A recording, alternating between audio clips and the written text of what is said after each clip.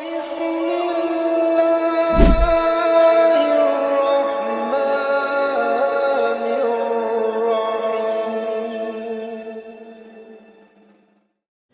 Bapak Ibu, di subuh hari ini kita ingin coba menyelesaikan pembahasan Dajjal kita Bapak Ibu. Mudah-mudahan bisa selesai Dajjal nih dan kita bisa bersiap-siap dalam menghadapi Dajjal ini. Dan kemarin kita sudah bahas itu ada beberapa hal tentang agen-agen Dajjal yang sudah kita sampaikan juga.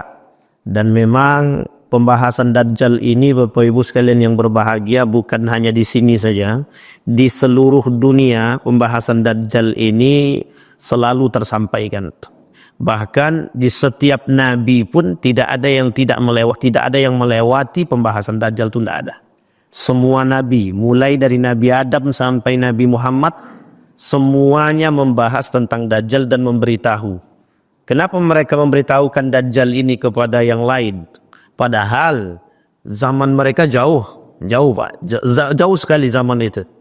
Tetapi pada masa baginda Nabi Muhammad SAW saja, itu Nabi sendiri menyampaikan permasalahan Dajjal itu satu ketika duduk dengan para sahabat, Nabi menyampaikan permasalahan Dajjal itu sampai tersenyum.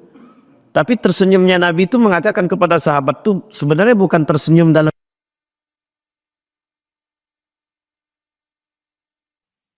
Dajjal, bercerita tentang seseorang yang dianggap itu sebagai Dajjal.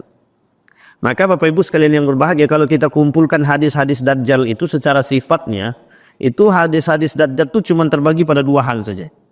Satu tentang karakter Dajjal itu sendiri, atau yang disebut dengan orang-orang yang bersifatkan seperti Dajjal. Yang kedua betul Dajjal beneran. Dan yang kedua-dua ini itu kedua-duanya diaminkan oleh baginda Nabi Muhammad SAW. Nah kemarin kita sudah bahas tuh sampai agen-agen Dajjal ya. Sampai kita katakan ada yang mengatakan bahwa Zionis Amerika adalah bagian daripada Dajjal. Bahkan dalam satu riwayat mengatakan begini, ada Dajjal di antara para Dajjajil. Jadi Dajjal di antara para Dajjajil. Ada Dajjal yang Dajjalnya itu karakter sifat di antara para Dajjal yang lain gitu.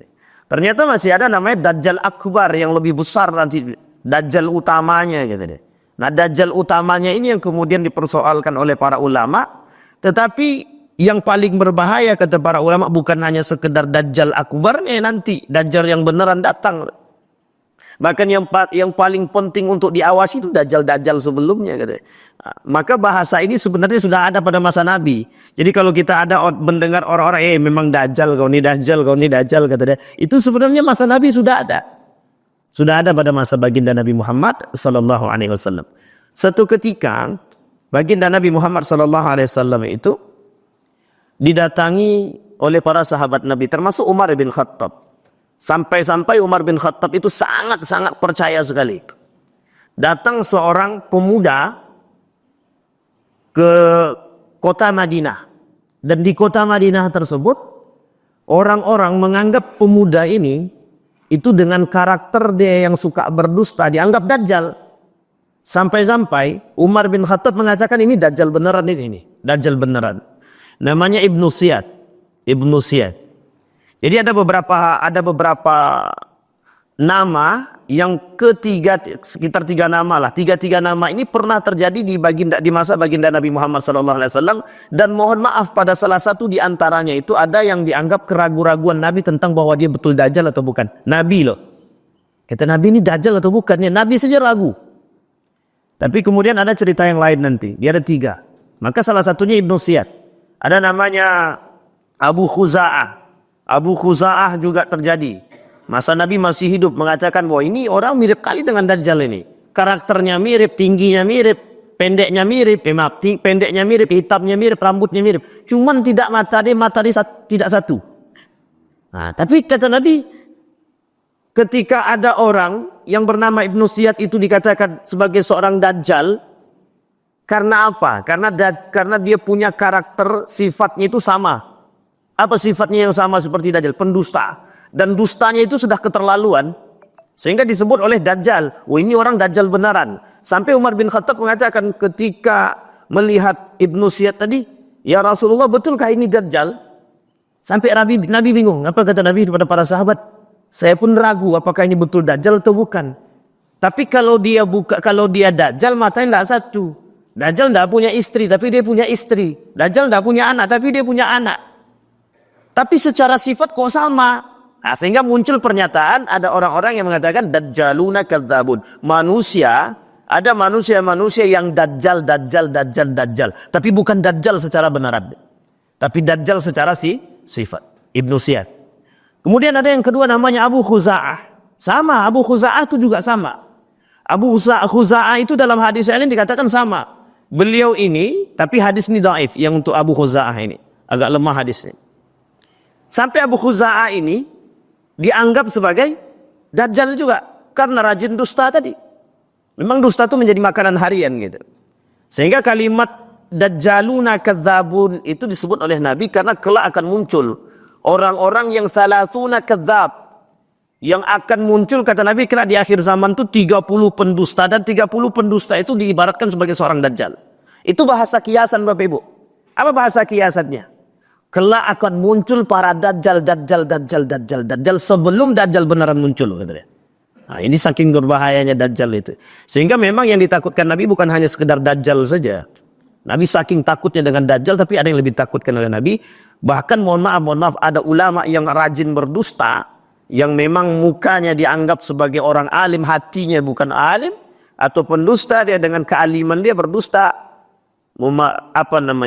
Covernya alim, dalamnya tidak, itu juga dianggap sebagai Dajjal itu. Maka kalau ada orang mengatakan, si Anu itu kayak Dajjal aja, itu mungkin karena dusta dia. Cuman kita tak boleh katakan, Pak, muka-muka Dajjal kau ni. Itu tak boleh itu, Pak. Nampak kawan awak berdusta, katakan Dajjal itu tak boleh. Baik. Nah, kembali kepada poin kita Bapak Ibu. Nanti kita sampaikan. Yang pertama, kemarin kita sudah bahas tentang Dajjal, karakternya, sifatnya, matanya, bentuknya sudah kita sampaikan. Hari ini kita akan sampaikan di mana akan munculnya Dajjal tadi. Di mana akan munculnya Dajjal. Ini menjadi persoalan dan perdebatan para ulama. Munculnya Dajjal itu di arah timur. Di arah timur ini itu bisa menjadi perdebatan yang sengit di kalangan para ulama. Ada yang mengatakan di Iran, ada yang mengatakan di Irak, ada yang mengatakan di Saudi Arabia, kata dia. Yang benar tuh Dajjal tuh di Saudi, kata dia. Iya juga, saya bilang, ini kalau sempat Saudi tahu dibilang Dajjal bisa jadi gitu. Tapi memang berat. Kenapa? Karena mereka menunjukkan karakternya itu, Pak. Jadi orang tahunya pada masa Nabi, kenapa si Anu itu dikatakan Dajjal itu karena pada karakternya saja. Sehingga yang disebut dengan Dajjal tadi, saking berkuasanya Dajjal tadi, sampai dikatakan bahwa Dajjal itu bukan makhluk, tapi bentuk, tapi negara, katanya. Bisa jadi begitu. Makanya bahasan para ulama itu mengatakan Amerika Zionis itu adalah Dajjal, katanya. Itu karena apa? Karakter. Bukan diartikan sebagai bahwa Dajjal beneran gitu. Tapi sebelum Dajjal beneran datang, kata dia, ini orang-orang dah seperti Dajjal itu dah parah sekali. Bahkan kami pun tak selamat dari orang-orang seperti ini, kata dia. Itu yang pertama. Maka Dajjal itu muncul dari arah timur. Ketika Dajjal ini muncul dari arah timur, nanti kita sampaikan ada seorang pemuda yang bertemu. Dan hadis ini sahih dalam Bukhari dan Muslim. Dan itulah yang kemudian menjadi pegangan para ulama-ulama yang membahas tentang Dajjal. Termasuk yang tadi Ibnu Siyad. Termasuk Syekh Al-Arifi mengatakan bahwa ada Ibnu Siyad, ada satu lagi yang disebut dengan Tamim Ad-Dari. Dan ini juga menjadi persoalan. Dan ini hadis yang dipegang oleh para ulama bahwa Dajjal itu sudah ada tapi belum bermunculan. Bahkan ulama mengatakan Dajjal itu tidak satu. Ada Dajjal. Kata dia. Hanya saja puncak Dajjalnya yang belum nampak. Gitu. Baik, kembali kepada poin tadi. Dia di arah timur. Berapa lama Dajjal itu tinggal di muka bumi ini? Tak lama, Pak. 40 hari saja. Tapi selama 40 hari dengan kecepatan yang dia miliki, dia bisa menembus semua negara. Tidak ada satupun kota yang tidak diinjak oleh Dajjal. Dan ketika Dajjal menginjakkan kakinya di kota tersebut, semua berdatangan termasuk kaum munafik. Nanti kita sampaikan. Siapa saja, ada 7 pengikut Dajjal Bapak Ibu. 7 pengikut Dajjal. Setelah ini kita sampaikan. Sampai di sini bisa dipahami Bapak Ibu ya. Baik. 40 hari hadisnya sahih mengatakan keberadaan Dajjal itu 40 hari saja.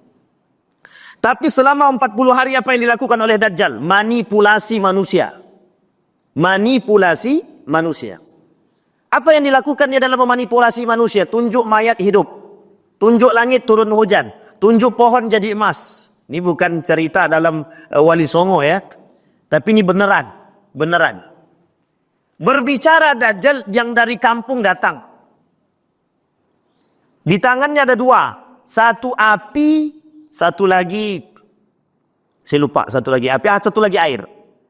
Di tangan kanan dia air, di tangan kiri dia api. Kalau di tangan kanan dia air berarti pada hakikatnya api. Kalau di tangan kiri dia, ini yang harus Bapak Ibu pahami. Tapi insya Allah kita nggak akan ketemu, amin. Di tangan kiri dia adalah api, hakikatnya air. Jadi cara beliau, cara Dajjal itu memanipulasi. Dan ini dicocokologi kepada karakteristik umat manusia hari ini. Dicocokologi. Tahu Bapak Ibu cocokologi ya? Dicoba untuk dicocokkan dengan sifat dan karakter manusia hari ini. Dan itu Bapak Ibu bukan bersandarkan pada hanya sebatas kalimat, bukan. Ini dari perkataan baginda Nabi. Kenapa? Karena kelak di akhir zaman sulit mencari kebenaran, sulit mencari kejujuran. Dan itu terjadi. Kenapa kita katakan terjadi? Setiap lisan yang keluar dari orang-orang yang suka berbohong, itu sulit untuk kita katakan bahwa itu A ataupun B. Bahkan yang lebih parah lagi adalah mereka gunakan sesuatu kekuasaan dan kekuatan bagi mereka untuk berdusta. Dan itu yang disampaikan oleh baginda Nabi Muhammad SAW. Kenapa Ibnu Ziyad itu dikatakan pendusta, dikatakan Dajjal? Karena saking kerasnya dia berdusta. Saking kuatnya dia berdusta. Yang kedua, di tangan kanannya ada madu, di tangan kirinya ada air. Dan ini terbalik. Di tangan kirinya racun. Yang di tangan kanan madu bisa jadi racun, yang di tadinya di racun bisa jadi madu. Benar di tangan kanannya, salah di tangan kiri dia. Hakikat benar di tangan kanan adalah salah, hakikat salah di tangan kiri adalah benar. Bahasa lainnya adalah membenarkan yang salah, menyalahkan yang benar, mengharamkan yang halal, menghalalkan yang haram. Itu yang terjadi. Sehingga karakter selanjutnya adalah bermunculan orang-orang di muka bumi ini yang menghalalkan yang haram dan mengharamkan yang halal, mengaburkan yang benar. Bermunculan orang-orang yang membenarkan yang salah dan menyalahkan yang benar. Itu bermunculan. Karena nanti 3 tahun sebelum kemunculan Dajjal itu, kata Nabi, 3 tahun sebelum kemunculan Dajjal itu masa gentingnya. Puncak daripada masanya sebelum Dajjal yang benaran muncul itu adalah gentingnya adalah ketika paceklik bermunculan. Orang-orang pendusta sudah bermacam-macam manusia. Sudah genting semua permasalahan.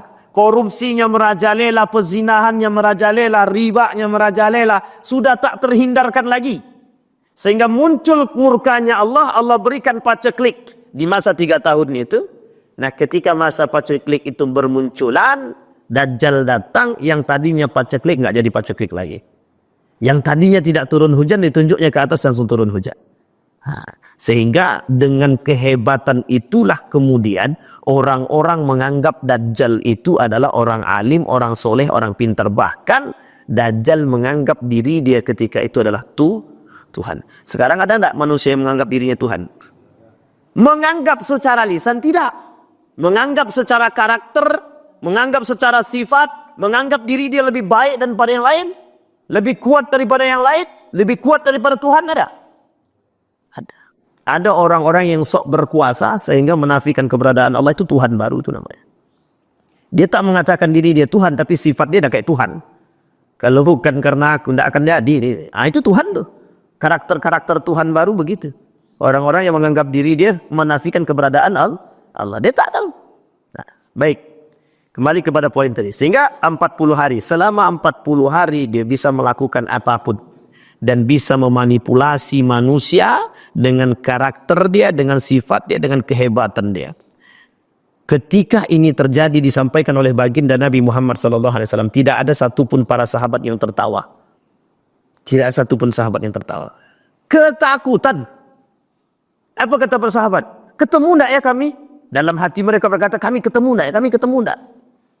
Sampai-sampai Umar bin Khattab mengatakan dengan gagahnya, kalau benar Ibnu Ziyad itu adalah Dajjal, apa kata Nabi kepada aku akan bunuh dia, kata Umar bin Khattab. Apa kata Nabi? Kalau benar Ibnu Ziyad itu Dajjal, maka engkau tidak akan sanggup membunuh dia. Coba bayangkan Pak, tidak ada yang sanggup membunuh Dajjal. Sekuat Umar bin Khattab pun dikatakan oleh Nabi, kalau benar Ibnu Siyad itu adalah Dajjal, maka engkau tidak akan sanggup membunuhnya.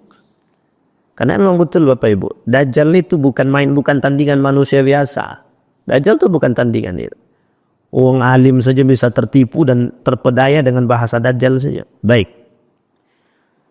Kemudian Bapak Ibu, ada 7 pengikut Dajjal. 7 pengikut Dajjal. Yang pertama Bapak Ibu, orang-orang Yahudi. Itu dah jelas tuh Bapak Ibu.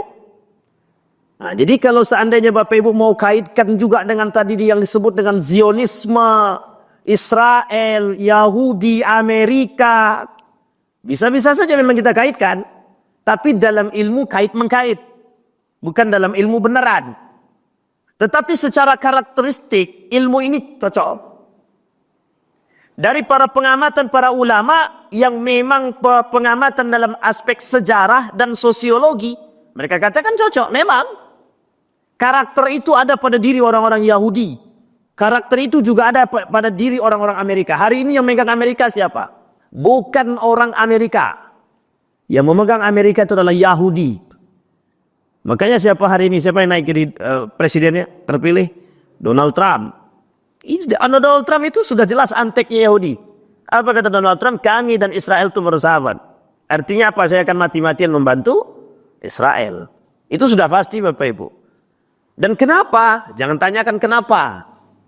Karena memang sudah menjadi sunnatullahnya. Artinya apa? Sudah menjadi sunnatullah, akan ditampakkan kekuatan-kekuatan Yahudi agar kelak di akhir kita akan berperang dengan Yahudi, Pak. Mungkin kita tak berperang. Yang berperang adalah generasi kita, Pak. Generasi setelahnya kita yang akan berperang dengan Yahudi. Dan itu jelas. Kenapa? Karena itu perang terakhir nanti. Berperangnya umat muslim dengan Yahudi sampai mereka kemudian menutupi diri mencari tempat untuk bersembunyi. Sampai pohon-pohon pun bisa berbicara mengatakan, nih dia Yahudi belakang saya. Dan itu perang akhir kita, Pak.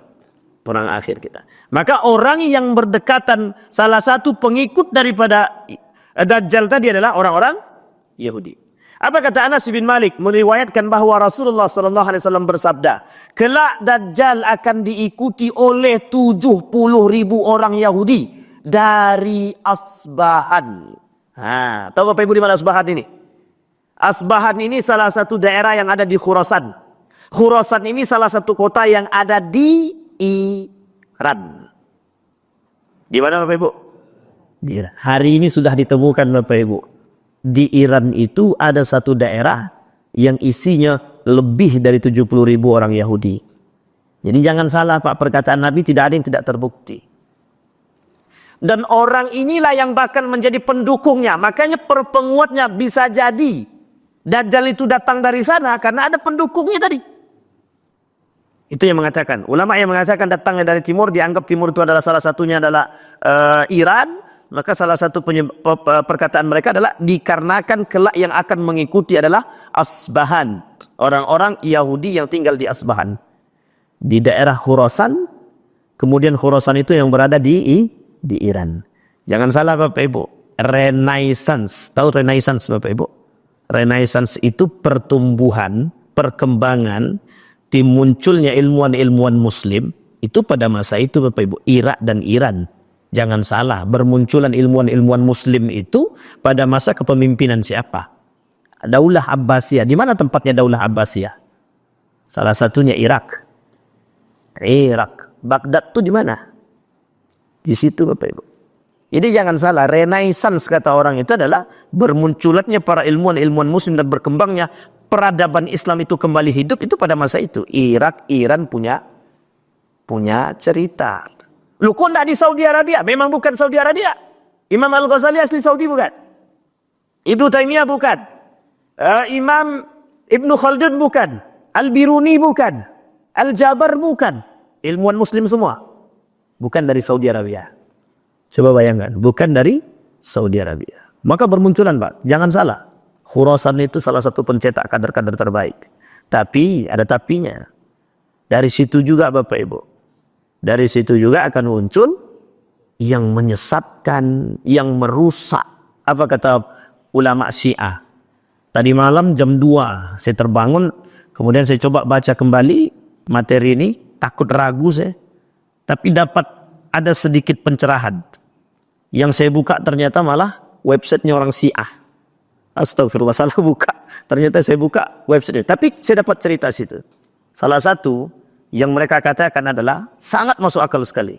Kalau memang dari Iran ini akan muncul kesesatan dan kehancuran bagi umat muslim, bagi dunia, kata dia. Mengapa di Iran ini bermunculan orang-orang yang menjadi ilmuwan? Wih, saya bilang, wah kawat juga nih. Yang kedua, kalau memang nejat itu adalah nejat itu disandarkan kepada Iran. Disandarkan kepada Iran. Kalau memang nejat itu disandarkan kepada, kenapa nejat yang ada di peta itu lebih dekat dengan Saudi Arabia? Dan lebih tepatnya di Riyadh, kata mereka. Kasus-kasus kejadian yang paling berbahaya itu, yang paling nampak oleh kita hari ini secara sosial, yang paling merusak itu, ya memang Saudi Arabia. Yang Riyadh itu, Pak. Ka'bah yang diinjak oleh perempuan telanjang, replikanya Al-Quran yang dijadikan, yang diinjak, yang diduduki oleh wanita-wanita telanjang dalam festival-festival. Kehancuran-kehancuran Riyadh itu sudah nampak sekali, Pak. Kehancuran moral di Riyadh itu sudah sangat berbahaya sekali. Penghinaan dan penistaan yang mereka lakukan ketika di Riyadh itu terhadap agama Islam besar sekali, Pak. Itu terjadi. Cuma mengapa kalimat ini menjadi misterius? Ulama, kenapa kita katakan ini misteri? Karena hampir semua para ulama yang membahas tentang kalimat nejat itu berbeda pendapat. Tidak ada yang satu sepaham. Tidak ada yang sepaham. Hanya beberapa saja. Apakah itu Saudi atau Iran? Sehingga menjadi persoalan bagi kita juga, Pak. Tapi kalau kita lihat dua-duanya sama-sama merusaknya, Pak. Sama-sama. Tapi yang paling berbahaya di antara dua ini, Bapak Ibu, ada tipu daya muslihat yang kita sebut dengan taqiyah yang ada di negara Iran. Saya lebih condong mengatakan itu Iran. Kenapa saya katakan lebih condong mengatakan itu Iran? Karena Iran ini salah satu kota yang dengan penuh tipu daya. Sampai-sampai orang tidak tahu gerak politik daripada Iran itu sendiri. Ketika Iran membasmi Israel, semua orang percaya dengan Iran, semangat dengan Iran. Oh, jangan salah, Pak. Jangan salah. Sudah pernah dilakukan oleh Syiah sebelum saat ini, Pak. Dan itu adalah permainan politik Iran yang tidak pernah diketahui orang. Jangan salah, itu politik kedua Iran, Pak. Iran biasa bermain politik dengan demikian. Satu-satunya gertakan Iran yang berani mereka lakukan kepada Amerika, embargo Selat Hormuz, kata dia. Kocar-kacir Pak Amerika, Pak. Langsung Amerika turun, langsung Amerika krisis. Hanya karena gertakan. Amerika, Pak. Maaf, Iran, Pak.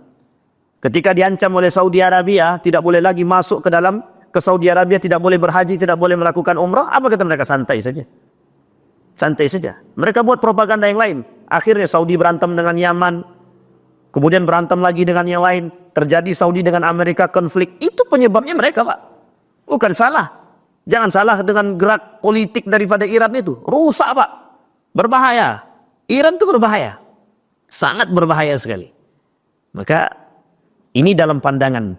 Sehingga ketika Nabi mengatakan nejat itu menjadi persoalan para ulama. Yang benar nih nejat ini siapa? Kalau Saudi yang dikatakan itu adalah nejat itu adalah Saudi, maka tidak mungkin Nabi tinggal di Madinah.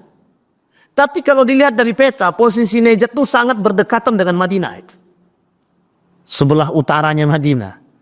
Kembali kepada poin tadi, Bapak Ibu. Yang pertama kata Nabi, orang yang menjadi pengikut daripada Dajjal tadi adalah Yahudi. Kenapa kok Yahudi? Yahudinya Yahudi mana? Israel kah? Palestina kah? Bukan.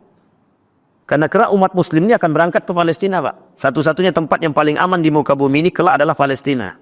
Dan akan berbondong yang tersisa umat muslim yang sedikit itu, yang benar-benar berpegang teguh, yang dianggap yang paling aneh, yang masih berpegang teguh dengan nilai-nilai agama, itu yang disebut dengan aneh. Pada masa itu. Pada masa itu semuanya pendusta. Kecuali segelintiran umat muslim yang selamat, yang diselamatkan. Itulah kelak yang akan berhijrah dan beruzlah. Bapak Ibu paham kenapa dalam salah satu cara selamat daripada Dajjal itu apa?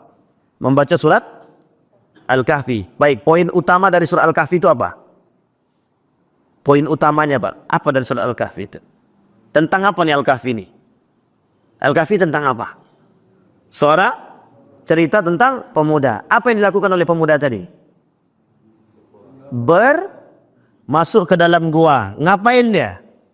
Beruzlah. Agar apa? Tetap bisa menjaga keimanan dia. Itu yang disebut, Pak. Jadi inti poinnya kelak, orang yang berangkat ke sana adalah uzlah terakhir, Pak. Jadi uzlah terakhir. Dajjal memang tak bisa masuk ke dalam Mekah dan Madinah. Tak bisa masuk. Betul, Dajjal tak bisa masuk Mekah Madinah. Sampai dikatakan oleh Dajjal tempat yang hanya 2 tempat yang tidak bisa aku masuki. 1 Mekah dan Madinah. Setiap aku melangkah ke sana, bermunculan 70.000 malaikat memegang pedang untuk menghancurkan diriku, kata dia. Itu sampaikan Nabi dalam hadisnya. Meskipun derajat hadisnya dhaif, tapi ada yang menghasankan. Apa kata Dajjal tadi? Setiap aku melangkah masuk ke dalam kota, menuju kota Makkah dan Madinah, itu dihadang oleh 70.000 malaikat dengan pedangnya. Sehingga tak sanggup masuk dia. Tapi selain daripada 2 kota tersebut, semuanya aku masuki. Tapi mengapa kita diperintahkan uzlahnya ke Palestina? Ini yang menjadi persoalan kita, Pak. Lain waktu kita bahas itu, Pak. Karena uzlah kita ke Palestina, kok kenapa tidak ke Mekah dan ke Madinah? Tapi kenapa uzlahnya justru dianggap Palestina tempat terakhir terbaik umat muslim ketika itu? Itu sangat membutuhkan tadabbur tentang Palestina. Dan mengapa kok Saudi Arabia bukan pilihan akhir untuk uzlah? Hanya memang kotanya kota suci. Jangan salah Bapak Ibu. Jangan salah.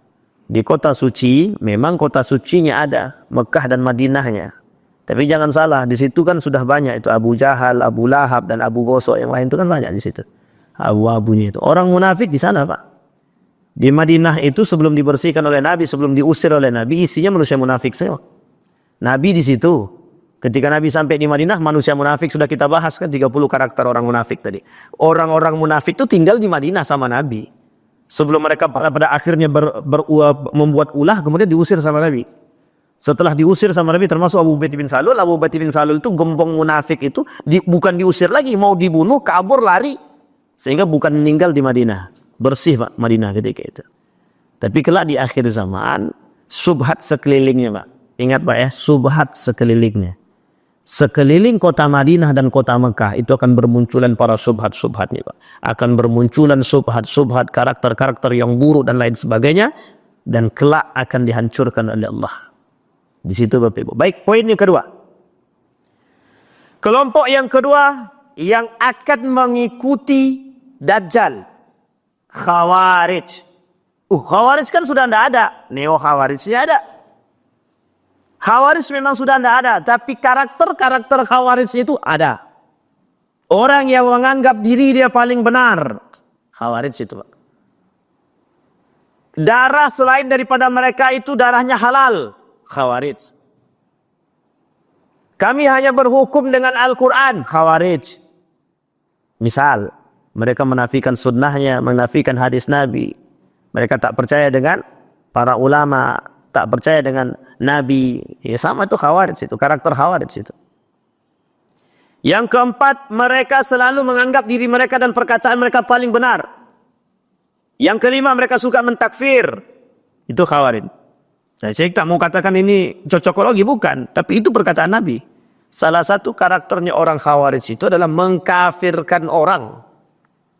Dulu ada namanya Ahmadiyah.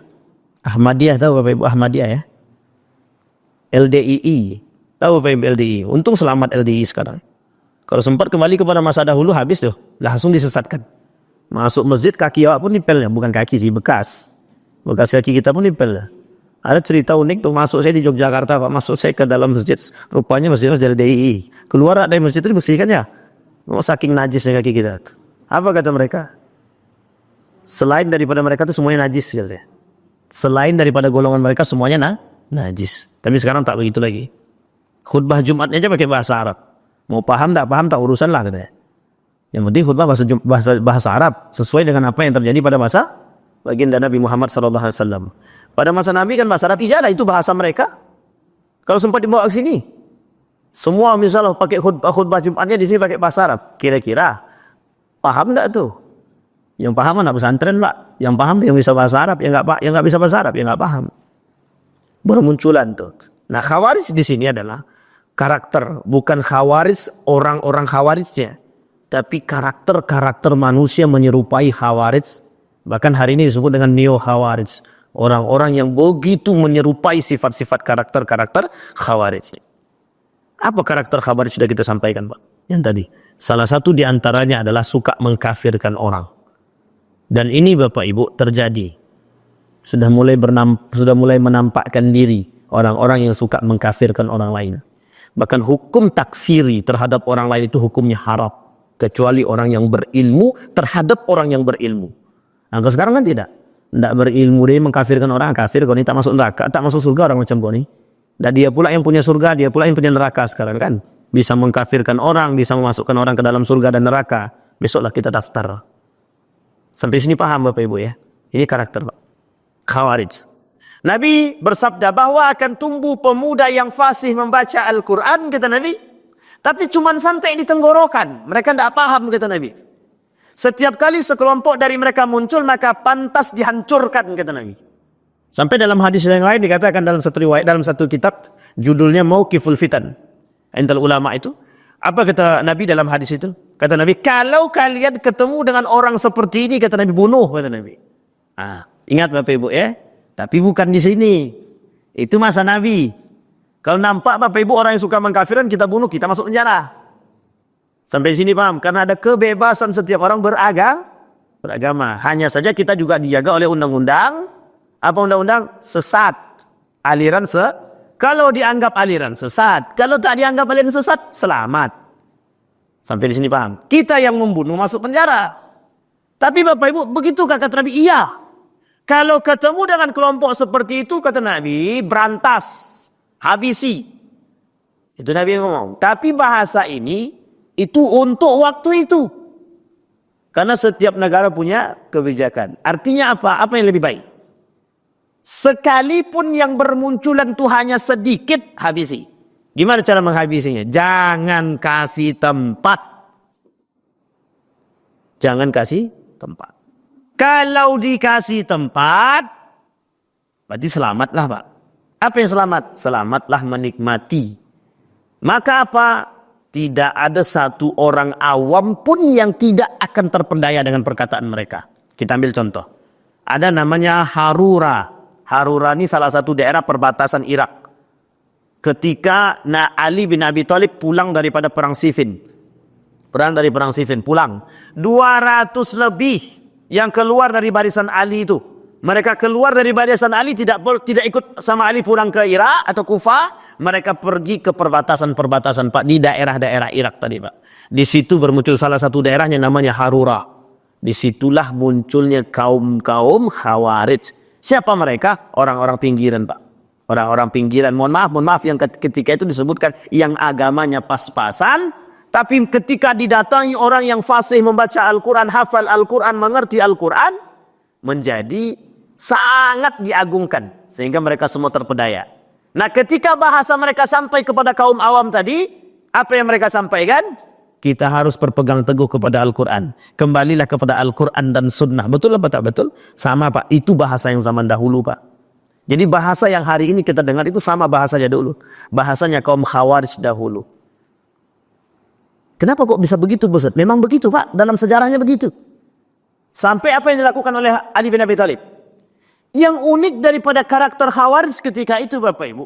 Mereka hanya akan membunuh sekalipun jika bertentangan dengan pemahaman mereka. Mereka bunuh Pak. Bukan lagi hanya sekedar gusir ya. Dibunuh. Apa yang dilakukan oleh Ali bin Abi Thalib ketika itu? Yang tadinya hendak kembali berperang menemui Muawiyah. Berputar Ali. Putar kepala. Langsung ke Harura. Semua para sahabat yang ikut ketika itu. Dan para panglima-panglima perang ketika berputar semuanya. Dihabisi oleh Ali bin Abi Thalib. Nama perangnya apa Pak? Ada yang tahu nama perangnya Pak? Perang Nahrawan. Perang antara Ali bin Abi Thalib dengan kaum Khawarij. Habis. Dalam riwayat disisakan 10 orang. Dalam riwayat yang lain disisakan 5 orang. Dalam riwayat yang lain habis. Tapi ada yang mengatakan tersisa 10 orang. Kelak di antara 10 orang ini Bapak Ibu. Ada salah satu di antara mereka yang ikut berperang bersama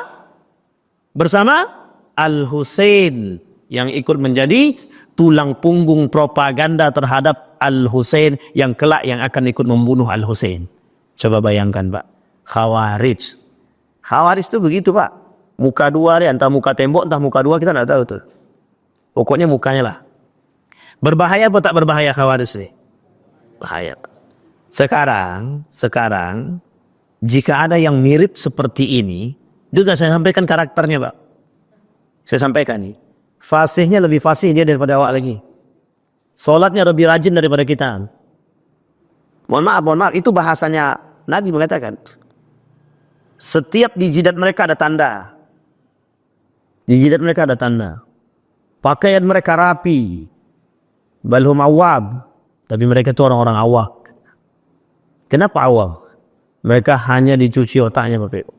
Dicuci otaknya. Kenapa dicuci otaknya? Dan bagaimana cara melepasi diri daripada tersebut? Orang-orang seperti ini eksklusif. Eksklusif. Tahu eksklusif, Bapak Ibu? Sangat sempit pola pikirnya, Bapak Ibu. Sangat sempit. Ketika Saudi Arabia di bumi hanguskan oleh mereka. Itu salah satu contoh, Pak. Kenapa ada rumah Nabi dihabisi? Kenapa makam-makam diratakan? Peninggalan-peninggalan bersejarah yang sudah tinggi untuk menjadi satu tempat yang begitu indah, kemudian dihabisi sama mereka. Rumah Nabi tak boleh lagi dikunjungi. Masuk kuburan sekarang tak boleh lagi bagi perempuan, hanya laki-laki itu pun cuma jalan aja. Kuburan-kuburan. Oh, itu takutnya nanti mereka. Betul, saya sepakat itu, Pak. Sepakat saya. Kalau nanti ada orang-orang yang kemudian begitu memuliakan kuburan, ya. Itu kita sepakati, Pak. Kenapa kita sepakati? Banyak bermunculan kesyirikan, itu betul. Orang-orang yang kemudian memotong kain Ka'bah segala macam, oke, betul. Tapi ada yang lebih parah daripada itu, Bapak Ibu. Apa yang lebih parah? Semua yang tidak sejalan dengan mereka, mereka habisi. Mereka bunuh. Itu yang dilakukan oleh Khawarij pada masa itu. Mohon maaf, Bapak Ibu, ketika itu ada kerjasamanya dengan Saudi Arabia. Saud ini, Bapak Ibu, dalam sejarah, terserah mereka mau katakan ini fitnah. Dalam sejarah, Saud itu bekerja sama untuk keluar dari barisan Daulah Utsmaniyah. Tidak ada satupun yang menolak kebenaran sejarah ini. Bayangkan. Coba. Ini karakter, Bapak Ibu. Tapi di dalam permasalahan itu muncul kelompok-kelompok Khawarij yang membumi hanguskan peninggalan-peninggalan Islam yang dianggap kelak akan memunculkan syirik, musyrik, dan lain sebagainya. Oke, kalau hanya untuk kesyirikan dan kemusyrikan, kita sepakat, Pak. Karena banyak orang-orang yang dari Afghanistan, Pakistan itu yang betul-betul berlebihan kadang-kadang. Kadang-kadang berlebihan. Tapi Bapak Ibu, perlu dikembalikan kepada pemahaman mereka. Imam Abu Hanifah, Imam Malik, salah satu di antara sahabat Imam Abu Hanifah itu datang ke Mekah tanpa sendal, Pak. Datang ke Mekah itu tanpa sendal. Masuk ke Madinah tak mau pakai sendal, Pak. Apa kata dia? Di sini bumi yang paling suci dan dikuburkan orang yang paling mulia. Kenapa saya harus pakai sendal? Kelak di hari kiamat akan menjadi pertanggungjawaban aku masuk ke tempat suci ini dengan baik. Nah, coba bayangkan. Dan itu tak salah, Pak. Artinya apa? Pakistan, Afghanistan, itu kemana kiblat mereka, Pak? Cuman dua. Kalau tidak Imam Abu Hanifah, Imam Malik, atau Maliki atau Hanafi. Artinya apa? Mereka akan mengikuti apa yang dilakukan oleh ulama mereka. Sampai di sini bisa dipahami, Bapak Ibu, ya. Baik. Kembali pada poin itu tadi. Nah, yang kedua itu yang mengikuti adalah kelompok Khawarij. Maka pantas dihancurkan. Kemunculan mereka lebih dari 20 kali sampai kedatangan Dajjal.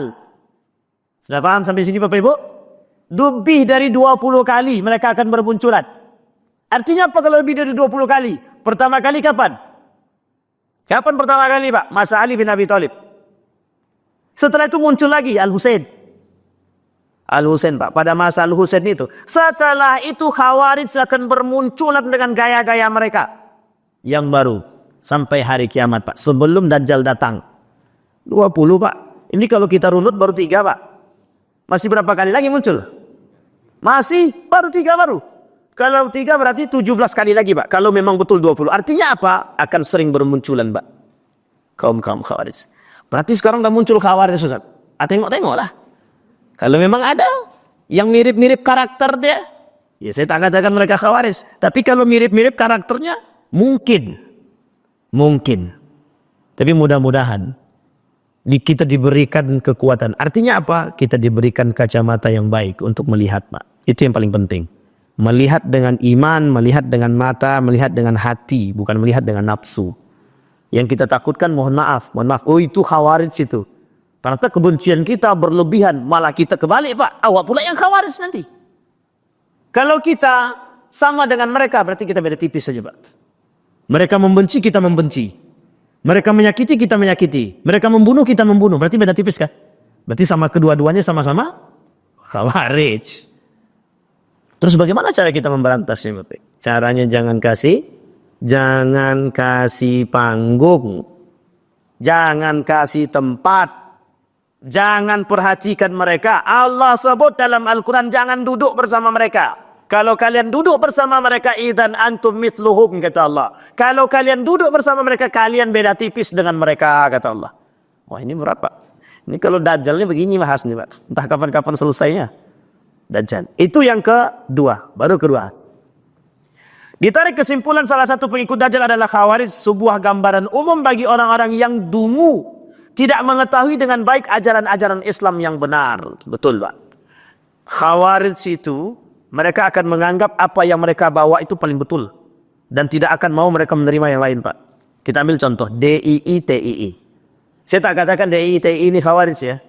Tapi saya katakan DII-TII ini mirip Khawarij. Orang yang sudah tergabung dalam DII, Daulah Islamiyah Indonesia waktu itu. Keluar kita dari barisan itu Pak, tembak mati. Bayangkan. Bahkan kata mereka, sholat itu tidak lebih penting daripada perkumpulan ketika mereka dalam keadaan rapat. Oh, itu unik juga itu Bapak Ibu. Jadi agak susah ini juga Bapak Ibu. Baik, pernah dengar DII-TII kan Bapak Ibu? Ini jelas lah yang tua-tua mesti tahu nih. NII, Negara Islam Indonesia, atau bahasa lainnya adalah Daulah Islam Indonesia. Baik. Yang ketiga, sebelum kita tutup. Pelaku bid'ah dan kesesatan. Jangan tersinggung. Pelaku bid'ah dan kesesatan. Yang pertama tadi apa? Yang akan mengikuti Dajjal? Yahudi. Yang kedua? Ya Khawarij. Yang ketiga? Pelaku bid'ah dan kesesatan. Berapa banyak di akhir zaman aliran sesat akan muncul? Nabi cuma katakan 73 golongan dari umat muslim. Pertanyaannya, itu apakah bahasa mutlak seperti itu? Tidak. Ulama mengatakan bahasa kiasan, saking banyaknya. Kira-kira ada tak pengikutnya? Bukan tak ada pengikutnya. Sampai-sampai, bukan sampai-sampai lagi. Sampai-sampai abang yang sebelah kiri kita minta kena telepon Pak. Gara-gara aliran sesat dia ada. Hampir lagi kena beliau. Aliran sesat. Banyak Pak, pengikutnya tak sedikit. Orang yang bisa berbicara dengan Tuhan lewat HP, itu pengikutnya ribuan. Orang yang bisa mengeluarkan uang dari baju, pengikut ribuan. Ada yang kemudian aliran sesat yang ditemukan di Bengkalis, itu pengikutnya rame. Bukan tak ada pengikutnya, banyak. Bahkan yang lebih parah hari ini, yang lebih muncul aliran sesat itu liberalisme, sekulerisme, itu lebih sesat dan menyesatkan itu Pak. Lebih menyesatkan. Kalau aliran sesat seperti itu nampak Pak, nyata sesatnya Pak. Misal kita ambil contoh misalkan. Ada orang berbicara dengan Tuhan, kita anggap itu alirannya sesat, betul. Kenapa kita bisa katakan, mana ada manusia yang bisa berbicara dengan Tuhan lewat HP? Itu sudah jelas sesatnya Pak. Oh, pengalaman pribadi, oke, pengalaman pribadi tidak bisa diceritakan Pak. Bahkan mimpi bertemu dengan Nabi tidak boleh dijadikan sandaran. Dalil tak boleh. Aku bertemu dengan Nabi tadi malam. Katanya Bang Didi itu bakal masuk surga. Jangan percaya betul. Perkataan Nabi itu benar, bertemu dengan Nabi benar. Tapi perkataan yang keluar dari pengalaman pribadi tidak bisa dijadikan sandaran dalil kuat untuk menyatakan kebenaran demikian. Itu pengalaman pribadi, betul. Nanti semua orang berdoa, ya Allah, ternyata si Didik masuk surga, tolong Dik, bawa kami nanti ke surga ya. Tangan Bang Didik jadi suci setelahnya Pak. Dicium orang semua. Sampai sini paham Bapak Ibu ya? Baik. Pelaku bid'ah, apa yang disebut dengan pelaku bid'ah? Bapak Ibu tengok sekarang. Pelaku bid'ah apa yang disebut hari ini? Semuanya melakukan perbuatan-perbuatan bid'ah. Bid'ah, tahalul, bukan tahalul apa? Tahayul, khurafat, TBC. Semuanya mereka lakukan. Dengan berbagai macam dalih. Jangan ada tersinggung. Karena memang agama ini singgung-menyinggung sebenarnya. Singgung-menyinggungnya siap-siap aja lah kalau untuk disinggung. Karena memang begitu Pak. Dan tidak salah Pak. Tidak salah. Memang begitu kata Nabi. Kelak di akhir zaman itu memang begitu. Jadi salah satu yang sudah menjadi sunnatullah itu adalah sesuatu yang disampaikan oleh Nabi itu kan pasti terjadi. Artinya apa? Semua perbuatan-perbuatan manusia itu Itu sesuai dengan apa yang disampaikan Nabi dalam hadisnya tentang munculnya fitnah-fitnah. Jadi fitnah-fitnah itulah yang kemudian menjadi persoalan. Maka kata Nabi, berpegang teguhlah dengan tali agama, itu yang selamat.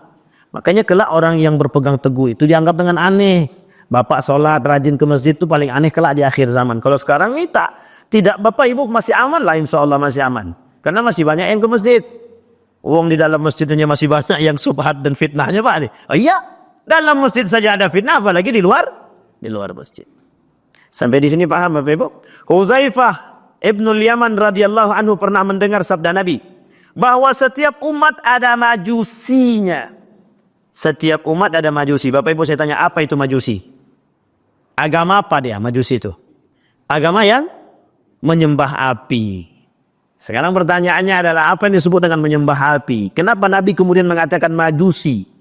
Banyak orang yang menyembah bentuk, banyak orang yang menyembah barang, banyak orang yang menyembah apa namanya itu? Ya yang sifat seperti itulah.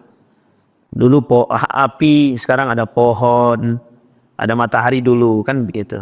Sekarang enggak kan, manusia, harta, kekayaan, jabatan, mobil semua disembah sekarang. Oi sayang kali lah aku dengan mobil, lecet sedikit mengamuk minta ampun dok. Ini mobil aku nih mahal nih, kau takkan sanggup, dan hina orang pula lagi gara-gara mobil Pak, benda mati Pak. Benda mati, besok mati pun tak dibawa. Mati pun tak dibawa. Tapi kita begitu keras menjaga dia, disayang-sayang, dielus-elus, seolah-olah Tuhan tak pernah digitukan. Cintanya dia dengan mobil lebih cinta lagi daripada ke mobil daripada ke Allah. Sekarang banyak anak manusia yang begitu. Maka bahasa Nabi sederhana saja, majusinya. Setiap umat ada majusinya. Itu betul Pak. Nabi Musa saja baru selesai, baru keluar dari kejaran. Naik sebentar tidak sampai 2 minggu. Mohon maaf, mungkin sekitar 2 mingguan dia naik. Turun-turun sudah nyembah patung semua Pak. Turun sudah nyembah patung. Apa kata Nabi Harun? Aku sudah katakan gitu deh. Tapi mereka nggak mau dengar. Ngamuk Nabi Musa. Mengamuk. Nah sekarang tak bisa kita ngamuk lagi Pak. Apa kata mereka? Hak-hak kami. Nak kami nyembah patung, kayak nak nyembah matahari, kayak nak nyembah duit, kayak nak nyembah Tuhan, kayak nak nyembah kekuasaan, kita terserah. Kata. Itu hak-hak kami. Kami dah kerja keras mencari itu. Ini yang sulit kita temui sekarang. Yang susah kita habisi Pak. Sementara majusi umat ini adalah mereka yang tidak percaya kepada takdir. Kalau berjumpa dengan orang semacam ini, Nabi Muhammad SAW melarang untuk menghadiri jenazahnya. Wah ini agak berat sikit nih. Jadi kalau ada para koruptor gimana Ustaz? Jangan, ini lain, ini jangan disamakan dengan itu ya. Dan dilarang membesuk mereka dikala mereka sakit karena mereka adalah pengikut Dajjal. Gimana kita tahu Ustaz dia majusinya dunia nih? Gimana? Ya sekarang apa yang tengoklah. Apa kaitannya majusi dengan murjiah? Beda tipis Pak. Majusi tak percaya dengan takdirnya Allah. Bukan tak banyak yang tak percaya. Bukan tidak banyak yang tidak percaya dengan takdir Allah. Hari ini bermunculan manusia-manusia yang tak percaya dengan takdir. Itu sudah takdirnya Allah. Qadarullah begini keadaannya. Takdirnya begini. Enggak. Harusnya tak begitu. Coba tadi kalau dia seandainya mohon maaf mendengarkan perkataanku, enggak mungkin dia mati kecelakaan. Ya, tadi. Wah. Artinya sudah menentang kekuasaan Allah. Sudah menentang takdirnya Allah. Oh bukan begitu saja. Udah banyak. Harusnya kursi jabatan itu kan punyaku. Kenapa kok diambil sama dia? Datang dukun, tolong kau sihir tuh ya. Kau santet kayak terserah lah gimana modelnya. Pokoknya setelah itu dia mati, aku naik ke situ lagi. Ini sekarang ini udah banyak manusia-manusia begitu tuh bukan sedikit Pak. Memang tak semuanya, tapi sudah mulai bermunculan. Nah kelak ketika sudah merajalela penyakit-penyakit seperti ini, kata Nabi, maka barulah kemudian Dajjal itu muncul. Yang Dajjal beneran belum muncul dah kayak gini keadaannya. Bagaimana kalau Dajjal beneran yang muncul? Sanggup kita Pak? Na'udzubillahimin. Semoga Allah matikan kita sebelum kita ketemu dengan Dajjal Pak. Kalau sempat ketemu ya Allah, na'udzubillahimin dzalik. Baik Bapak Ibu sekalian yang berbahagia, ini akhir. Dia masih ada ke-4, ke-5, ke-6, ke-7. Masih ada 4 poin lagi. InsyaAllah mudah-mudahan di pertemuan yang akan datang, kalau Allah izinkan kita ketemu, kita sampaikan dan kita akhiri dan kita selesaikan Dajjal nih Pak sampai selesai mungkin. Karena nanti salah satu pengikut Dajjalnya ada juga namanya munafik. Yang insya Allah tiga poin lagi dari Dr. Ed Al-Qarni kita selesaikan. Saya kira itu saja Bapak Ibu. Ada pertanyaan? Nggak ada, alhamdulillah. Ada pertanyaan Bapak Ibu? Nggak ada kan Pak? Aman kan? Alhamdulillah. Ini makin takut atau makin apa kita tidak tahu nih. Baik, saya kira itu saja kita berdoa kepada Allah. A'udzubillahi minasyaitonirrajim. Bismillahirrahmanirrahim. Alhamdulillahirabbil alamin, hamdash syakirin, hamdan na'imin, hamdan yuwafi ni'amahu wa yukafi'u mazila. Ya Rabbana lakal hamdu kama yanbaghi li jalali wajhikal karim wa 'azimi sultanik. Allahumma jannibna min munkaratil akhlaq. Allahumma ighfir lana dhunubana wa dhunuba walidina warhamhuma kama rabbayana shighara. Allahumma faqihna fid din wa 'allimna at-ta'wil. Allahumma faqihna fid din wa 'allimna at-ta'wil. Allahumma faqihna fid din wa 'allimna at-ta'wil. Allahumma rzuqna إماما عادلا. اللهم ارزقنا إماما عادلا. اللهم انصر إخواننا المجاهدين في فلسطين وفي غزة وفي كل مكان. اللهم دمر اليهود. اللهم أهلك الكفرة والمبتدعة والمشركين أعداءك أعداء الدين. اللهم أعنا على ذكرك وشكرك وحسن عبادتك. اللهم جنبنا من منكرات الأخلاق وسيئات القلوب. اللهم جنبنا من الدجال. اللهم سلمنا من الدجال. اللهم سلمنا منه يا رب العالمين يا ذا الجلال والإكرام. ربنا هب لنا من الصالحين.